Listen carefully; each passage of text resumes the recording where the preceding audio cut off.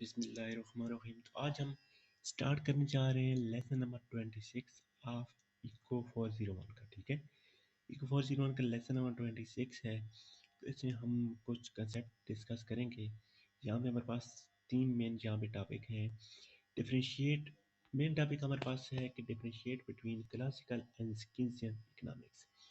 Classical और Keynesian economics को हमने लेक्चर नंबर 25 में पढ़ा था, और अब इस लेक्चर और नेक्स्ट लेक्चर में हम ये डिस्कस करेंगे कि इन दोनों के दरमियान डिफरेंशिएट किन किन बातों पर है। ठीक है, तो सबसे पहले तो यहाँ पे देखें, इन तीन बातों की वजह से हम इन के ऊपर डिफरेंशिएट करेंगे कि लेबर कितनी कितनी डिमांड होगी, उसके हिसाब से इन दोनों का व्यू देखेंगे, उसके ऊपर डिफरेंशिएट करेंगे।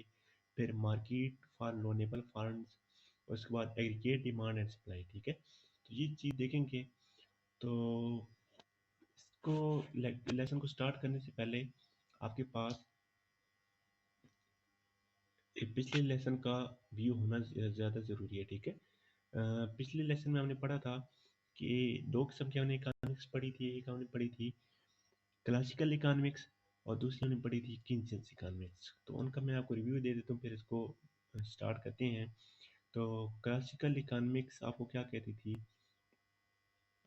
मैक्रो इकोनॉमिक्स में दो ही मेन टॉपिक्स हैं। क्लासिकल इकोनॉमिक्स कहती थी कि आपके पास जो गवर्नमेंट है ना, वो आपकी मार्केट में हाथ ना डाले। ठीक है, सब कुछ फ्री रहने दिया जाए, किसी भी चीज़ की प्राइस और डिमांड को फ्री रहने दिया जाए तो खुद ब खुद ऑटोमेटिक एडजस्ट हो जाएगी। ये था क्लासिकल व्यू। और जो किंसियंस थे ना, वो कहते थे कि नहीं, ऐसा नहीं होना चाहिए, आपके पास कुछ काम फ्री छोड़ देने चाहिए और कुछ जो प्राइस हैं, जो डिमांड है, उनको हुकूमत अपने ज़माने पे ले ले। वो अगर उसकी प्राइस कम हो रही है तो उसके ऊपर टैक्स ऐड करके उसकी प्राइस को मेंटेन कर ले। अगर प्राइस ज़्यादा हो रही है तो उसको सब्सिडी दे के उसकी प्राइस को कम कर दे। तो ये किंचन्स का व्यू था। अब इन दोनों व्यूज़ को हम देखेंगे in the form of labour market. तो पहले मैं आपको बताता चलूँ कि लेबर मार्केट कौन सी होती है। तो लेबर मार्केट हमारे पास लेबर जो यूज़ होते हैं उनकी क्वांटिटी है। ठीक है, कि हमारे पास जितने भी लेबर्स हैं, वर्कर्स हैं, एम्प्लॉयज़ हैं, उनकी तादाद कैसे ज़्यादा होगी, उनकी तादाद कैसे कम होगी, या उनकी डिमांड, हम डिमांड की ऊपर बात करें तो उनकी डिमांड, हमारे पास लेबर्स की डिमांड कब ज़्यादा होगी, लेबर्स की डिमांड कब कम होगी, तो इसको हम कहते हैं लेबर्स मार्केट। ठीक है, तो अब देखते हैं कि क्लासिकल व्यू इसके ऊपर क्या था। तो क्लासिकल जो इकोनॉमिक्स थी वो कहती थी कि अगर आपके पास लेबर ज़्यादा हो जाते हैं, ठीक है, लेबर अगर आपके पास ज़्यादा हो जाते हैं तो उनकी वेजेस को आप ज़्यादा करेंगे। ठीक है, और अगर लेबर कम हो जाते हैं, तो जब लेबर कम होंगे तो उनकी वेजेस को आप ज़्यादा करेंगे, तब जाके आपके पास क्या कहते हैं, सेटअप आएगा। लेकिन अगर इसके मुखालिफ अगर आपके पास लेबर जो है वो ज़्यादा हो जाती है तो आपको वेजेस भी ज़्यादा करनी पड़ेंगी।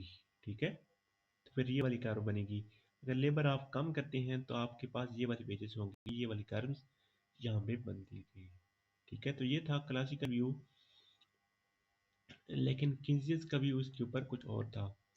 किंसियंस कहते थे कि अगर आपके पास, फॉर एग्जांपल, सबसे पहले आपके पास लेबर है इस एल पॉइंट के ऊपर और इनकी वेजेस हैं डब्ल्यू। ठीक है, तो अगर आप इनकी वेजेस कम कर देंगे ना, जैसे ही इनकी वेजेस कम करेंगे तो इससे क्या इफेक्ट पड़ेगा? इससे इफेक्ट ये होगा कि उनके पास कोई चीज़ खरीदने की कुवत कम हो जाएगी। लोग अनएम्प्लॉयज हो जाएंगे। जो लोग अनएम्प्लॉयज हो जाएंगे, बेरोजगारी हो जाएगी, उनके पास पैसा नहीं होगा, तो वो चीज़ खरीदेंगे नहीं। जब वो चीज़ नहीं खरीदेंगे तो कंपनीज को क्या होगा कि कंपनीज की डिमांड मजीद कम हो जाएगी। जब कंपनीज की डिमांड मजीद कम हो जाएगी तो मजीद लोगों को कंपनी से निकाल देंगे और लेबर की डिमांड मजीद कम हो जाएगी और उनकी वेजेस मजीद कम हो जाएंगी। इस तरह ये कम कम होता चला आएगा। ये किंसियंस कहते थे, क्योंकि इनके मुताबिक जो लेबर है ना, जो आप लेबर को वेज दे रहे हैं, जो उनको तनख्वाहें दे रहे हैं, वही तो आपकी चीज़ को खरीद रहे हैं, ठीक है? और उसकी वजह से आपका सारा मार्केट स्ट्रक्चर चल रहा है, लेकिन अगर उनकी वेजेस आप कम कर देंगे तो इससे आपकी जो सारी जो सिस्टम है ना उसके ऊपर नेगेटिव इफेक्ट होगा, उसकी स्लोप डाउनवर्ड हो जाएगी। सेकेंडली देखते हैं मार्केट फॉर लोनेबल फंड। अब मार्केट फॉर लोनेबल फंड कौन सी ये मार्केट होती है? फॉर एग्जाम्पल हमें जो बैंक्स देते हैं लोन के ऊपर, हमें पैसे देते हैं, कर्ज देते हैं कि आपने इतने इंटरेस्ट रेट के ऊपर ये पैसे वापस करने हैं। तो इसके ऊपर क्लासिकल व्यू और किन्स व्यू दोनों देखेंगे। सबसे पहले क्लासिकल व्यू है, तो क्लासिकल व्यू क्या कहता है? सबसे पहले ये चीज़ लिखी हुई है, this is the market of money, depositor provide supply loanable funds and business firms to borrow money. तो ये क्या कहते हैं कि आपके पास जो डिपॉजिटर होते हैं वो आपके पास पैसे बैंकों में रखते हैं, और बैंक उनको आगे देते हैं बिजनेस के लिए, फर्म्स को देते हैं कि वो उसके ऊपर काम करें और उनको इसके ऊपर अपना अ, सूद पे करें। तो क्या कहते थे क्लासिकल जो इकोनॉमिक्स थे, वो क्या कहते थे, according to classical firms were not invest during the great depression. तो ग्रेट डिप्रेशन के दौरान फर्म ने इन्वेस्ट नहीं किया था। क्यों इन्वेस्ट नहीं किया था? क्योंकि इंटरेस्ट रेट जो था वो बहुत ज़्यादा था, ठीक है? उनको बहुत ज़्यादा पैसे वापस देने पड़ते थे। अकार interest rate the cost of borrowing the funds, interest rate की वजह से जो पैसे लेते थे बैंकों से उनको वापस, when the firm borrow funds back, जब वो पैसा वापस करते थे, it has to pay interest rate, तो उनको इंटरेस्ट रेट देना पड़ता था।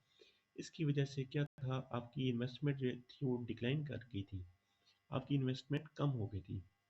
अकॉर्डिंग टू देम, आप क्या पढ़ रहे हैं, हम क्लासिकल मैकेनिक्स पढ़ रहे हैं, उनके मुताबिक क्या था, if we lower the interest rate, अगर हम इंटरेस्ट रेट को कम कर देते हैं तो हम क्या कहते हैं, हम फर्म्स को मजीद इनकरेज कर रहे हैं, हम फर्म्स को कह रहे हैं कि वो मजीद इन्वेस्ट करें, ठीक है? So individual should more should save more, provide more and more money to bank. तो फिर क्या होगा, फिर बैंकों में ज़्यादा पैसा जाएगा और उसके ऊपर इंटरेस्ट रेट भी कम हो जाएगा।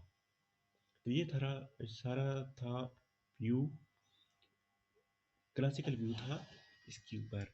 इसके मुताबिक सिंपली बात ये है कि जब आपका इंटरेस्ट रेट कम होगा तो ज़्यादा फर्म्स आपसे पैसा लेंगी, ठीक है? फिर क्या होगा, लोगों के पास ज़्यादा पैसा आएगा और वो लोग ज़्यादा पैसे बैंकों में रखेंगे। अब इसके ऊपर किन्सियंस का क्या व्यू था?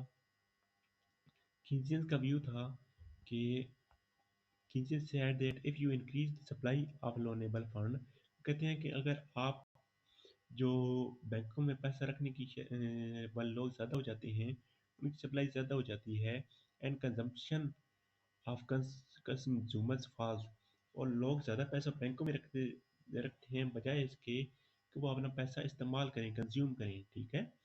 कंजम्पशन उनकी कम हो जाती है, वो बैंकों में ज़्यादा पैसे रखते हैं, तो फिर क्या होगा, this mean firm demand for new investment will fall. तो अब क्या होगा कि नई इन्वेस्टमेंट कम हो जाएगी, ठीक है? एंड इट कर्व डाउनवर्ड, नई इन्वेस्टमेंट की जो कर्व है वो आपके पास डाउनवर्ड हो जाएगी, नीचे की तरफ आएगी, ठीक है? पहले आपके पास ये वाली कर्व थी, अब नीचे की तरफ ये आ गई है, ठीक है? Because they see that they would not be able to sell their goods. अब क्या होगा कि अब आपके पास इन्वेस्टमेंट कम हो गई है, ठीक है? तो फिर अभी लोगों की कंजम्पशन भी कम है, तो अब क्या होगा कि इसकी वजह से जो फर्म है उनकी सेल जो है वो कम हो गई है, उनकी गुड्स की सेल कम हो गई है, ठीक है? So the new market clearing the interest rate below R2। फिर अब क्या होगा, फिर अब जैसी ही इनकी अमाउंट मजीद ज़्यादा हो जाएगी, अब फॉर एग्जांपल यहाँ पे आएगी, तो यहाँ पे देखें R2 से नीचे आपको जाना पड़ेगा, ठीक है? इंटरेस्ट रेट मजीद कम करना पड़ेगा। जैसे ही आपके पास अमाउंट ज़्यादा होती जाएगी, आपको इंटरेस्ट रेट कम करना पड़ेगा, इसको दोबारा बहाल करने में। तो ये सारा इसके ऊपर व्यू था किन्सियंस का। एग्रीगेट डिमांड क्या चीज़ होती है? एग्रीगेट डिमांड इज टोटल और डिजायर्ड स्पेंडिंग। ये हमने पिछले लेक्चर में पढ़ा था कि एग्रीगेट डिमांड आपके पास टोटल या डिजायर स्पेंडिंग होती है। टोटल और डिजायर स्पेंडिंग, जितना आप चाहे खर्च करें या कुल खर्च, ये आपके पास एग्रीगेट डिमांड होती है in the economy during a given period, कुछ खास पीरियड के दौरान। Aggregate demand is sum of consumption.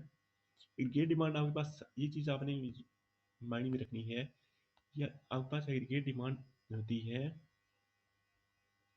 Some of consumption, investment, government spending और नेट एक्सपोर्ट की। ठीक है, एग्रीगेट डिमांड आपके पास सम होती है कंजम्पशन की, जितने आप कंज्यूम करते हैं, जितना आप इन्वेस्ट करते हैं और जितना गवर्नमेंट आप पर ये लोगों के ऊपर स्पेंड करती है। और नेट एक्सपोर्ट, नेट एक्सपोर्ट क्या चीज़ होती है? नेट एक्सपोर्ट आपके पास होती है इंपोर्ट माइनस एक्सपोर्ट। जितनी आप एक्सपोर्ट कर रहे हैं उसमें से आप इंपोर्ट माइनस कर रहे हैं, तो आपके पास नेट एक्सपोर्ट आ जाती है। और ये इन्वर्सली प्रोपोर्शनल होती है related to aggregate price through which दौलत आपके पास जो रखते हैं, इंटरेस्ट रेट जो रखते हैं, और इंटरनेशनल परचेजिंग आप जो करते हैं, ये उसकी इन्वर्सली प्रोपोर्शनल होती है। ये चीज़ आपने याद रखनी है। एग्रीगेट डिमांड आपके पास सम होती है इन्वेस्टमेंट का, गवर्नमेंट स्पेंडिंग का, कंजम्पशन का और नेट एक्सपोर्ट का। और ये इन्वर्सली प्रोपोर्शनल होती है आपकी वेल्थ के ऊपर, इंटरेस्ट रेट के ऊपर और परचेजिंग पावर के ऊपर। ठीक है, तो ये इसकी कर्व बंदी है। जैसे प्राइस ज़्यादा होगी, ठीक है, क्वांटिटी इसकी कम हो जाएगी। प्राइस अगर कम होगी तो इसकी क्वांटिटी जो है वो ज़्यादा हो जाएगी। अब नेक्स्ट है जी हमारे पास why aggregate curve slope downward.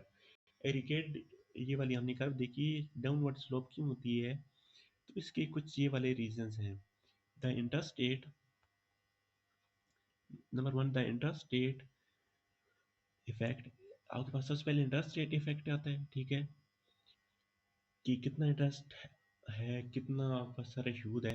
सबसे पहले इसके ऊपर आता है interest rate effect of price level increase on aggregate demand negative and it is cause a fall in investment. तो इसकी वजह से आपके पास क्या होता है,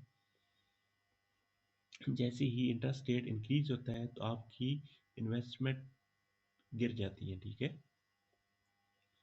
higher prices cause nominal interest rate to rise, discourage firms to invest. तो highest interest rate क्या करता है, फर्म्स को डिस्कवर्स करता है कि आप इन्वेस्ट करें। ठीक है, जितना ज़्यादा इंटरेस्ट रेट होगा फर्म उतना कम इन्वेस्ट करेंगी।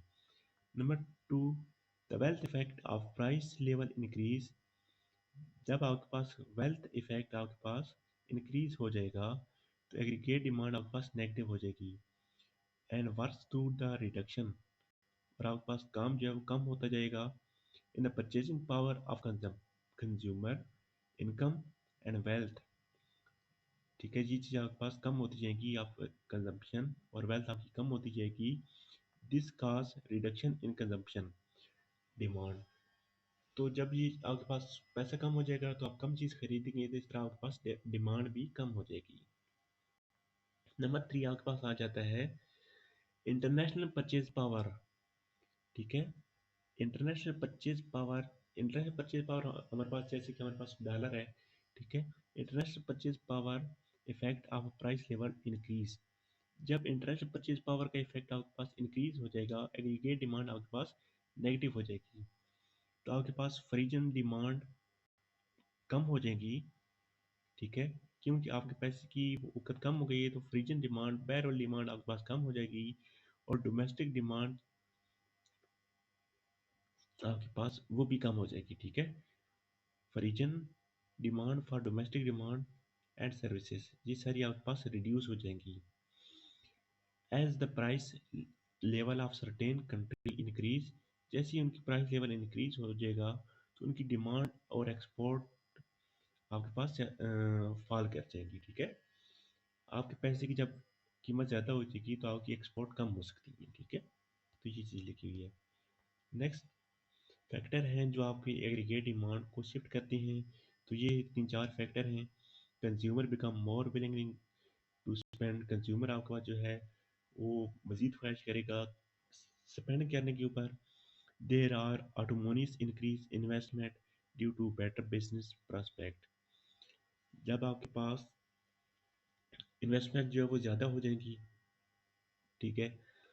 नेक्स्ट है जब गवर्नमेंट मज़ीद स्पेंड करेगी और टैक्स कम करेगी, उसके बाद जब आपकी नेट नेट एक्सपोर्ट बढ़ेंगी, net export rise all the prices. जब आपके पास एक्सपोर्ट बढ़ेंगी और राइज ऑल द प्राइसेस, तो क्या होगा, ड्यू टू से इन इंक्रीज इन क्वालिटी, तो फिर आपको क्वालिटी इंक्रीज करनी पड़ेगी डोमेस्टिक गुड्स की, ताकि आपकी एक्सपोर्ट बढ़ सके।